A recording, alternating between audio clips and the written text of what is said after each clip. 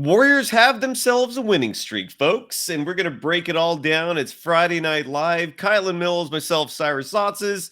The Warriors are above 500. I guess we're celebrating. This is Locked On Warriors. You are Locked On Warriors, your daily Golden State Warriors podcast. Part of the Locked On Podcast Network, your team every day.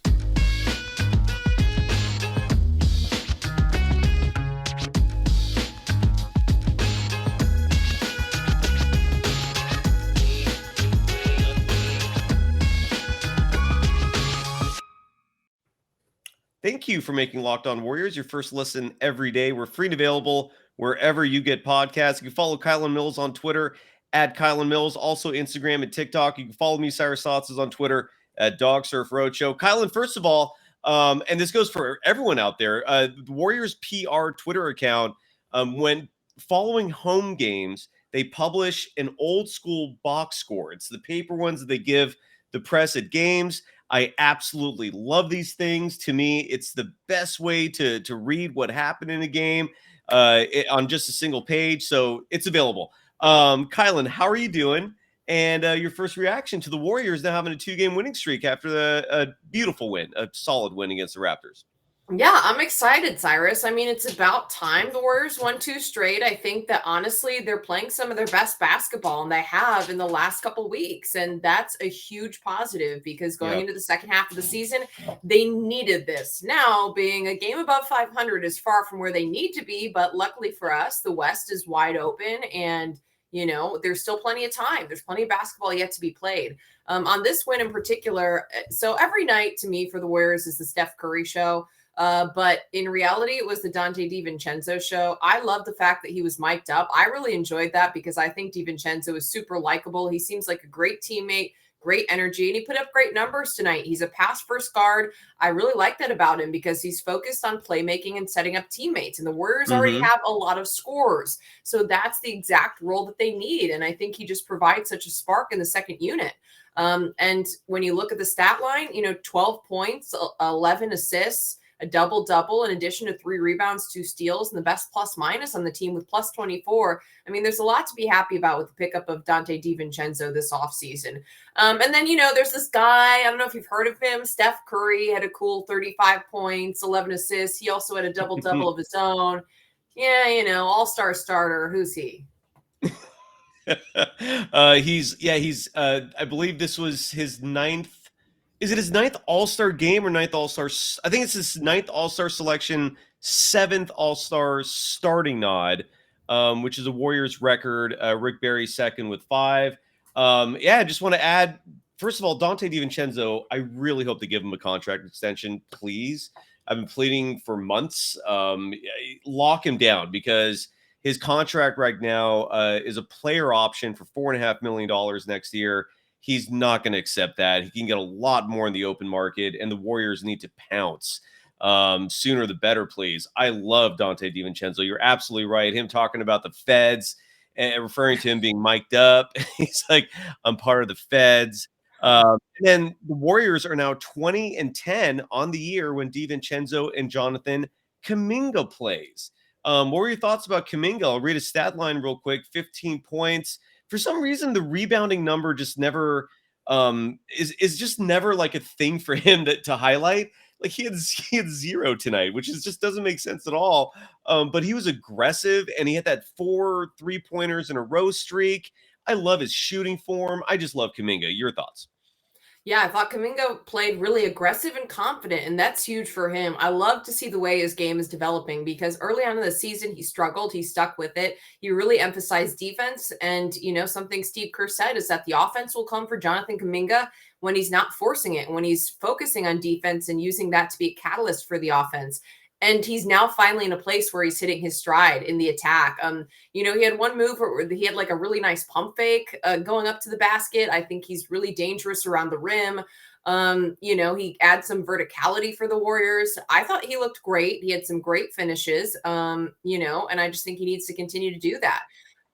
Another thing that was really Yeah. impressive just in general about the Warriors. And Jonathan Kuminga had 2 turnovers, I think it was, which actually isn't bad. It was just the Warriors limiting turnovers tonight was something that I thought was really big. 12 turnovers for them is not bad, given the way they turn the ball over and how quickly they move the ball up the floor, how quickly the ball flies around to different hands. And tonight the ball was moving. 40 assists, 12 turnovers, I think is a great stat line. Jonathan Kuminga was a huge part of that. I think he's getting a lot smarter, making better decisions. And then again, the offense is starting to just flow and come naturally for him. What did you think? I didn't notice this. I watched the whole game, and for some reason, it didn't stick out to me. But I'm looking at the play-by-play sheet right now, and it's confirmed, at least from what I'm reading, that Jordan Poole didn't finish the game. The why of that, I don't know. His stat line: he played 24 minutes, which is a little less than he normally plays. It's below his average. He had a bad night. 9 points, 1 for 3 from beyond the arc. Did I miss something? Did he get hurt? He didn't finish the game. That alone is really bizarre to me. You mentioned his turnover number wasn't that high. He had 3 for tonight, which by his standards is low. What am I missing here? What happened? Do you know? I don't know. No, I didn't. If he got hurt, that's news to me. See, and obviously since we're on here, I'm not listening to post game. Yeah, well, I listened. I didn't hear. I listened to some of it. I didn't hear them say anything. That's bizarre. Like it's like the curve finally reaches limit. Rebel the Sounds writes Poole took it light tonight. D writes he started with a band on his forearm. Andre writes he got benched. Yeah, that's weird. Well, yeah, I'm curious to see what happened there. Joe writes he's in the doghouse now because of the mouthpiece ejection incident. What were your thoughts on that, by the way, Kylen? I hosted a bonus show today to talk about the whole Bob Myers thing, and we could definitely get into that if you want. It gone on all week without the subject being touched. So I'm losing my train of thought here though, because this whole Jordan Poole thing is like just flummoxed me. Like, what's I don't know. Maybe Steve Kerr was trying to teach Jordan Poole a lesson, or maybe he is fed up. I mean, some of the decision making in crunch time, and it's something I've talked about on the show before, is a concern for me with Jordan Poole. He's still a young player. There's still plenty of time for him to refine that, but he needs to start getting better, and he needs to start making improvements, because it's been a theme to me all season that when they do have him in at the end of the game, he's making careless mistakes and on the verge of making costly mistakes. I mean, the other night, thank goodness things didn't go a different way after Steph got ejected, because I was going to ask you about that. Yeah. What were your thoughts like on the ejection and Steph's reaction? I mean, it's like someone was tweeting, for example, and I saw in the chat when I was doing the show with Dana that like people were comparing Jordan Poole to the annoying little brother, right? Like they love him, but he just pushes buttons and he's annoying. Well, however you define that. Is that a fair assessment? What are your thoughts on what happened that night? Yeah, expand, please. I'm sorry to interrupt you. I mean, first of all, that was just to start the whole ejection scene playing out. That was a terrible shot from Jordan Poole. Like, why, with that amount of time left, are you chucking that ball up from so deep? It's not a good shot. And I think in general, like his shot selection in late game situations needs to get better. And so first of all, like I understand Steph's frustration, like, or as a teammate around him, like that was not the right decision to make. And I think that Jordan Poole has struggled with that a little bit. In regards to the actual call and Steph being ejected, I was super disappointed. I actually tweeted out that it was trash. Only because, and maybe that was a little bit of an extreme reaction, but only because, like, yes, based on the letter of the law of what the rule is, you are supposed to be ejected from the game when you throw something into the stands, the fans, whatever. But I do feel like this instance didn't necessarily reflect the spirit of the rule and the intention of the rule and what actual type of situations that it is attempting to control. And to me, if I'm a fan sitting in the stands and Steph's mouth guard flies up and lands in front of me, I'm having the best night of my life. Right. Like, and he was mad at a teammate. So I don't know. I mean, that's my frustration with the rule. I think the rule could be better refined by maybe specifying intent in the rule, or, if something gets thrown and hits someone, or if a player's getting into it with a fan, if they are intending to throw something at the fan. I mean, to me, like Steph Curry does this thing where he just throws it kind of up in the air aimlessly. It's not like he's like whipping it at someone in the crowd. I don't know. So it's an unfortunate call. I get the rule's the rule. Yeah. Although we're talking about Steph Curry. So it's just frustrating in regards to, when you look at across the league, the way rules are applied, stars get more leeway because at the end of the day, the fans pay to see those players play in the game, not to sit out. And fans pay to see those players, make magic happen on the court. And to me, in that really tight game with the Grizzlies and Warriors, I wanted to see Steph Curry and Ja Morant going at it. And I wanted to see how that played out with the two of the best players in the league on the floor. So that's the other frustrating part of it is just, based on the way the game was going and what you want to see in quality at the end, you just hate to see Steph Curry be ejected on his first technical because he wailed his mouth guard up in the air. So, it is what it is, but I'm glad the Warriors responded, and I tweeted this out that I'm really glad that Jordan Poole responded by, making that layup, because if he hadn't, then a lot of eyes would have been on him and there would have been a lot of heat on him as well. With you 100%. And I just want to quickly highlight this post from Ward 71784, who writes, if you watch that game, you can see he was being cooked by Van Vliet. Van Vliet was, he was on fire in the fourth quarter, especially. Donte did a better job on staying in front of Fred. So there you go. Jordan Poole's a defensive liability. I'm not disagreeing with any of that. It just, the whole thing was a shocker to me. I'm just so accustomed to Jordan Poole just being in there at the end. That's how routine that is for me, that it did not stick out. I don't think it stuck out to you either, Kylen, right? I mean, I don't think either of us were really like made aware of it until someone wrote it. And then I was like, whoa, he didn't finish the game. That is bizarre. I mean, but look, I love Donte DiVincenzo. Well, we will talk about him and so much more in just a moment after we give some love to LinkedIn, a website, an app, whatever you want to call it. It's insanely resourceful for job seekers and for small businesses who want to hire someone and they're looking for talent. It's not easy to find talent. Kylen, I was telling the audience on the earlier show tonight, I'm even going back on LinkedIn because, dude, there's a crisis in higher education right now with enrollment figures, and I literally lost classes. Like, that's my livelihood, man. It's crazy. So I'm about to go back on LinkedIn to find some opportunities myself, and it's a phenomenal place to find work just because all the headhunters are out there.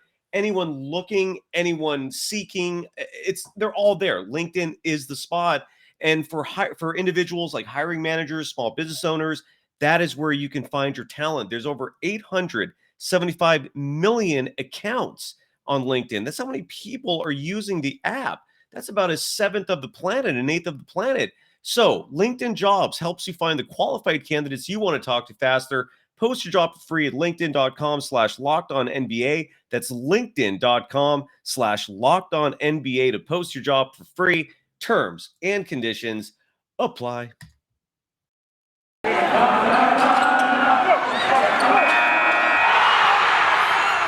You are Locked On Warriors, your daily Golden State Warriors podcast.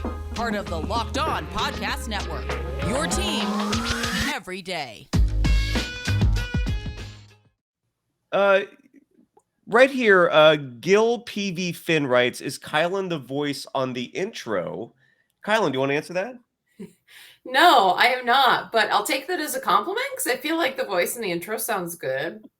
Very good. No, you're great calling that. That is that, and just to let people know that we've been asked this before, that's the voice for all of Locked On. So that is like the voice for our entire network. But Kylen, no, you're killing it. I've been following your action, doing play-by-play, studio hosting for the Pac-12, San Jose State. Kudos, bravo. Thank you. Yeah, I know you're also working your ass off, so thanks for being here. Like, how many hours are you working a week right now? Like this last week, how many hours did you put in? Did you count? It's up and down, but I think I told you last week I had like 5 games and I ended up with 5 games in 5 days. So this week, 2 games this weekend. Thank goodness I've got 1 tomorrow, and I actually have Sunday off, so I will be watching the 49ers Sunday. Go Niners! I want to see them go to the Super Bowl. We can talk about that another time, but I just want to throw that out there. Well, no, and that's it. No, good. I'm actually glad you brought that up because we can quickly mention that after this show, we're going to go to the Krug show where I'm sure they're talking Niners. So for those of you watching the live stream right now, the party's going to continue on. We're just going to migrate from here to the Krug show. Our friend Larry Krueger and his band of Misfits. a few chat posts here I wanted to drop real quick.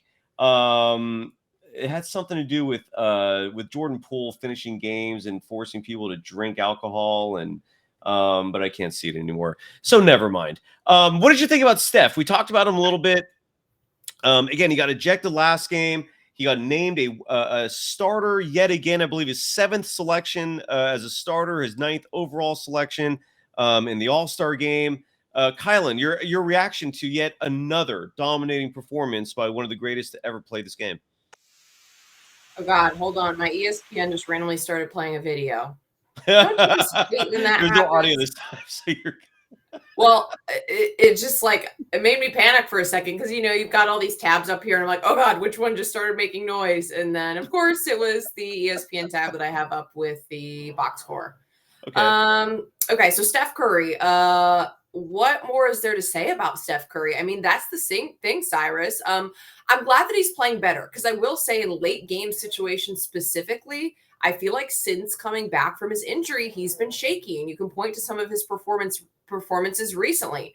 Tonight, I thought it was a different story. I thought he looked much more sure-handed, made better decisions down the stretch. I think some people are pointing out in the personnel, or in the chat, some people are pointing out, I like the personnel that were playing late in this game. I like Donte DiVincenzo closing games because he makes good decisions with the basketball. He's high IQ and he puts the ball in the right places and into the right hands versus, I hate to say it, but a Jordan Poole. So I like that change. I think that Steph playing the last 7+, a little bit of an extended minutes late in the game was a positive because he was playing well, and I thought he played well. I will say though, like I said, I feel like late game situations, Steph has been a little off leading up to this, but I thought tonight was back to the Steph Curry we all know and love. I think Donte DiVincenzo closing the game with him was an excellent decision as well. And that's the reason why the Warriors pulled this out, because the Raptors stuck around and, they were keeping it a close game until midway through the 4th quarter. And, what else is there to say about Steph Curry and his skill set though? Because, he's just dominant.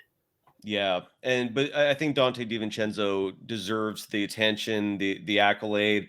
But also, Ray wrote earlier tonight. I highlighted this for when we could read it.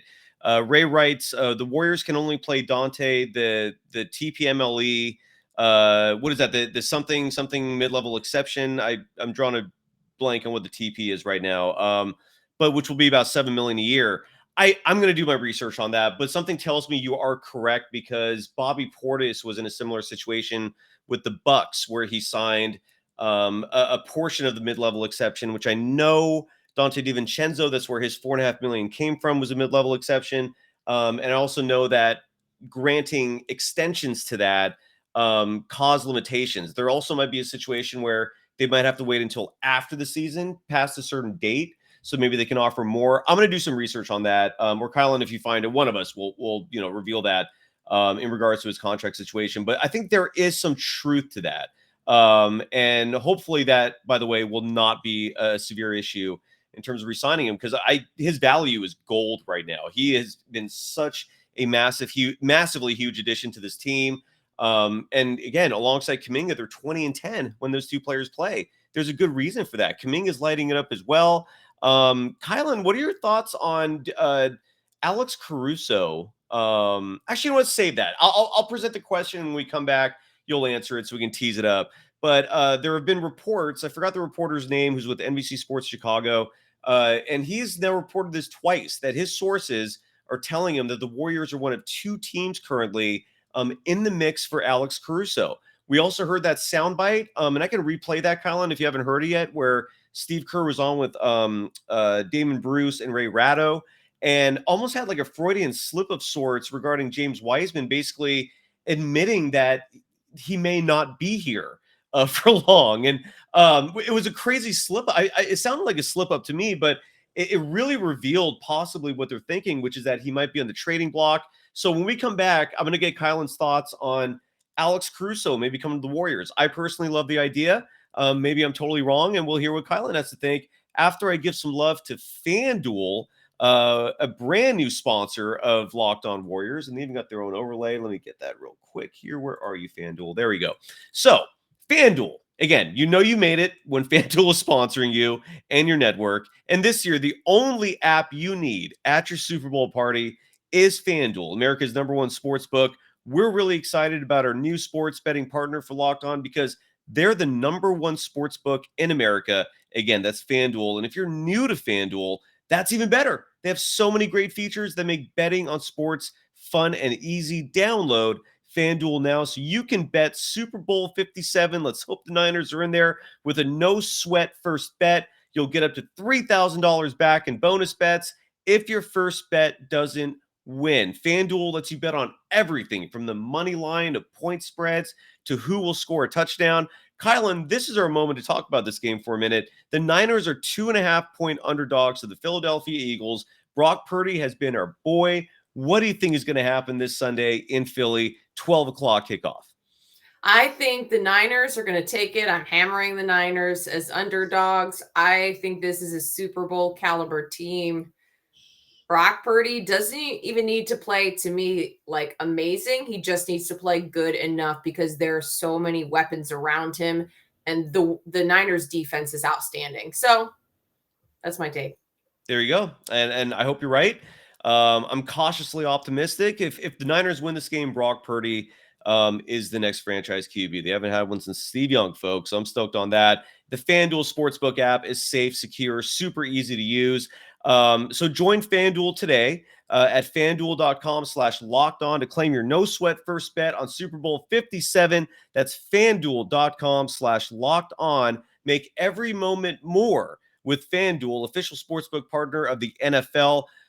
Oh, I got to read this. Okay, here we go. 21 plus in select states. First online real money wager only. $10 deposit required. Refund issued as non-withdrawable. Sportsbook bonus bets, which expire in 14 days. Restrictions apply. See full terms at FanDuel.com/sportsbook. If you have a gambling problem, call 1-800-GAMBLER or visit FanDuel.com/RG or COIAMINJOHPAILTNVA. 1-800-NEXT-STEP or text NEXT STEP to 53342 in Arizona, 1-888-789-7777, or visit ccpg.org/chat in Connecticut, 1-800-9-WITH-IT in Indiana, 1-800-522-4700, or visit ksgamblinghelp.com in Kansas, 1-877-770-STOP in Louisiana. Visit mdgamblinghelp.org in Maryland,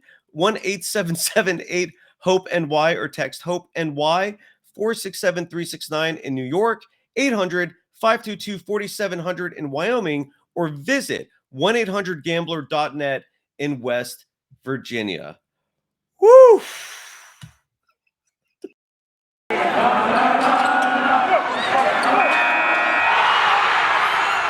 You are Locked On Warriors, your daily Golden State Warriors podcast. Part of the Locked On Podcast Network, your team every day. I got to get a recorded version of that. So that's wild. Thank you for making Locked On Warriors your first listen every day. We're free and available wherever you get podcasts. I've lost my voice from an ad read. You can follow Kylen Mills on Twitter, Instagram, TikTok, at Kylen Mills. Alex Caruso to the Warriors. Your thoughts, Kylen? So here's the thing. I don't know that Alex Caruso would be enough help to what the Warriors need. I've been saying all season they need reinforcements in a big, and I feel like Alex Caruso's skill set is very similar to Donte DiVincenzo's. Also, this lineup is already loaded with guards, or it's guard heavy. And especially with Anthony Lamb quickly approaching that 50-game limit, and they've looked at him to really help supply some size, even though he's not huge by any means. You know, the Warriors aren't a big team. When he can't play anymore, if he's not available in the postseason because they don't end up signing him to a full deal, what is the other option? And I just don't see how adding, and like, I like Alex Caruso's skill set. I think he could help the Warriors, but I just don't think that's exactly what they need, or what they need. Maybe I feel like what the most pressing need is, you know, and like I said, I don't know. A couple people brought it up in the chat too. And I do feel like he is kind of similar. He's not a scorer. He's good at sharing the basketball. He's a great defender. But I also think Donte DiVincenzo is kind of a great defender, and the Warriors already have too many guards. Like Moses Moody is struggling to get time because the Warriors are pretty guard heavy when healthy, and obviously they've dealt with some injuries recently and in the last month or two. But when they're fully healthy, there's already guys struggling. I don't know, just struggling to get minutes, and to me, add a big. Like I just feel like I'm a broken record at this point because I keep talking about it, but I just feel like add someone who adds size. Yeah.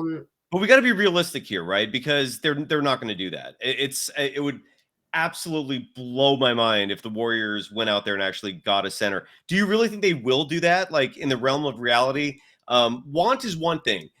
We've kind of thrown logic out the window this year with the Warriors. So in terms of their reality, do you really think there's any hope of them making a trade for that? Because I certainly don't. For a big, I mean, I don't know. I don't see them making any trades in general. I mean, even Caruso, the report is out there. So Casey Johnson is the guy with NBC Sports Chicago who put this report out there. And it also included that the Bulls were allegedly or supposedly looking for 2 at least first round picks.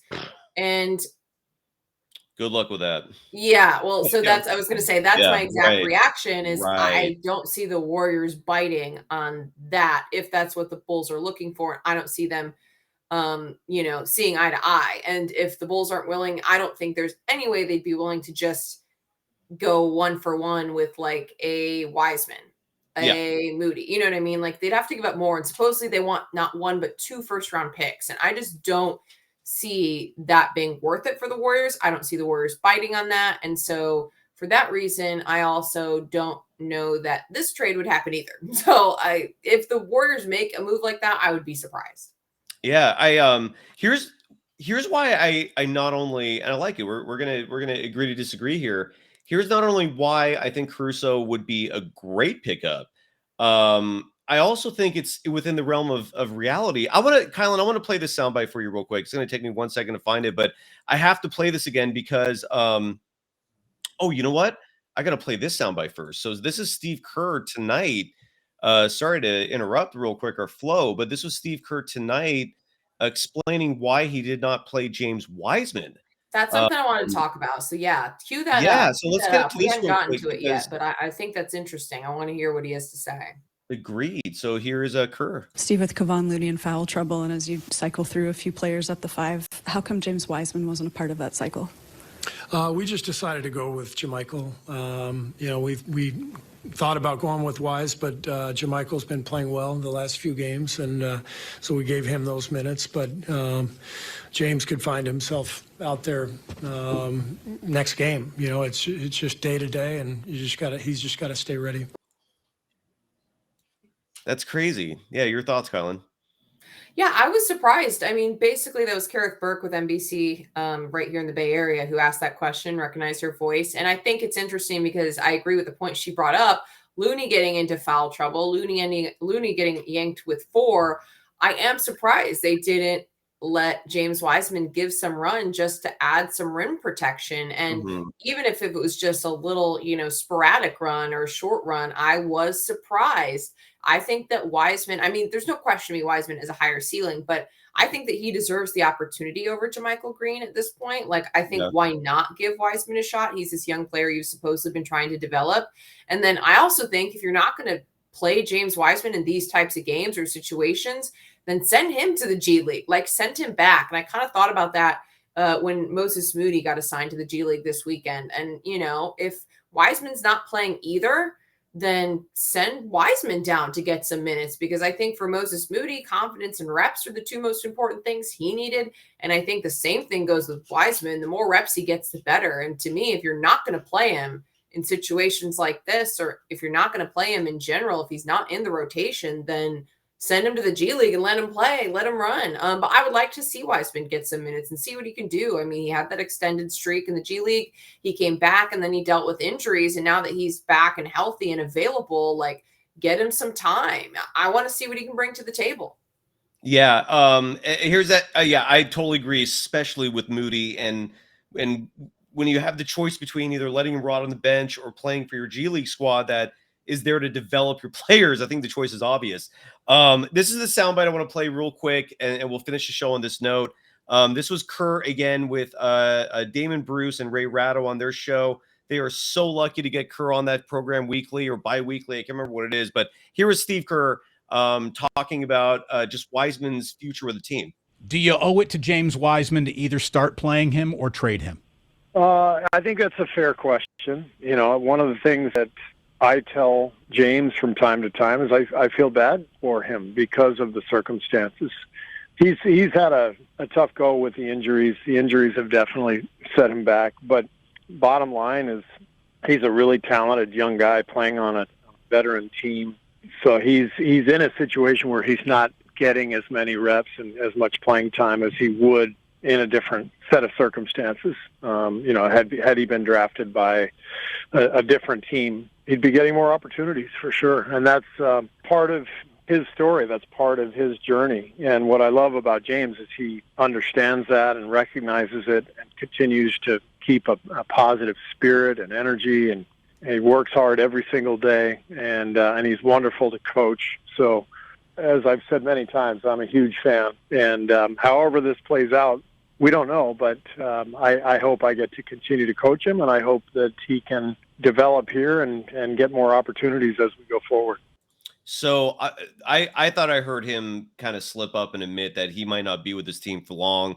I think the Bulls make perfect sense for Wiseman, A, because the salaries match up for Caruso, B, because the Bulls will likely lose Vucevic, and they're going to need someone to fill that hole at the center position. And Alex Caruso, I think, would be a great fit for the simple reason that at 6'5", he's practically a power forward under any system that Steve Kerr runs.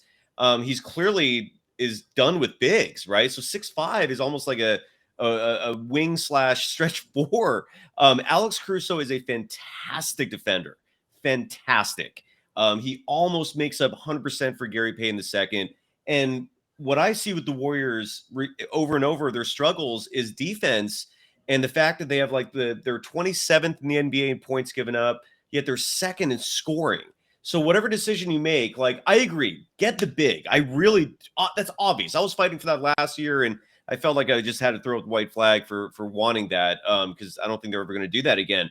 But Alex Caruso gives you that defender that you can literally just have him defend the opponent's best player, and then your offensive players can worry about scoring, right? It relieves so much burden, and this team needs defense so bad that I would personally welcome Alex Caruso. And offensively, he doesn't need the ball. Like, Donte DiVincenzo is almost like a point guard, right? He's got tremendous handles. He can run your offense. Where Alex Caruso is not that type of player offensively. He's more comfortable just being where he needs to be, setting screens. He also shoots 39% from beyond the arc. So I'm an Alex Caruso proponent. He's got world championship experience. I'm all for it, but that's me. I don't know. Any final thoughts, Kylen, as we wrap up? My thought is just then, whose minutes does Caruso take from the Warriors guards? I mean, his skill set isn't the same as Anthony Lamb, though. Like, Caruso, they've been putting Lamb in at the 4. I mean, yeah, I think Caruso would literally do that a lot of the time. Like, Caruso's not a shooting guard, even though he's 6'5". He plays much bigger than the way he looks. Like, I could see the Warriors throwing him in there and having him guarding like power forwards, and it's I don't know. I could see that. And again, you're only playing him for like 20, 25 minutes. So Jordan Poole is clearly maybe Poole's minutes. I don't know, right? I mean, Jordan Poole is like certainly not like earning himself any favors with the team, but I don't know. I just know this team needs defense, and I would certainly take him. Certainly, I would put him in there over Lamb. I would put him in there maybe at this point over Jordan Poole. I don't know, but I do think there's room for him. Is that your issue with him primarily? Is that you just don't think there's a minute? I just think the Warriors are so guard heavy, and I don't see Caruso being able to play the 4. Like, I just don't. And then my question is just, whose minutes does he take? I mean, that's the only thing. I like Alex Caruso, not to say that he wouldn't help. I just think the Warriors are guard heavy. And then you mentioned playing him over Poole. Is that going to be the right move? I mean, I don't see him as a guard, though. That's where we differ. I don't really see. He's more of a 3 who can sometimes play 4 in this ridiculously diminutive lineup that Kerr loves. I mean, Caruso and Lamb are almost the exact same size. They don't look it, but they are. It's weird. I'm just saying, if that's the player, because otherwise I mean, if these reports are true, the Warriors are looking at him, right? I mean, so I that's what I can imagine. I don't know. It's either Anthony Lamb, who does not have a guaranteed deal, his time is almost up with his team anyways, or Jordan Poole. Those are the two players I could see him filling in for at times, or if they're resting players like Klay on a back-to-back, Caruso gets heavy minutes on a night like that. I don't know, but they need defense. That's what I'm strongly advocating for is they need defense. They are a horrible defensive team. Again, they're like 18th or 19th in efficiency, 27th in points given up. That's just awful. Teams don't win world championships with defense like that. So that's where I'm coming from. I don't know. Any last thoughts? Because we don't want. No, I mean, you're right. I just was looking it up because I was like, dude, Anthony Lamb seems so much bigger than Caruso. It's only an inch in height, but there also are 41 pound difference between the two. So I think that's why Lamb seems so much bigger, is because he's got so much more strength on him.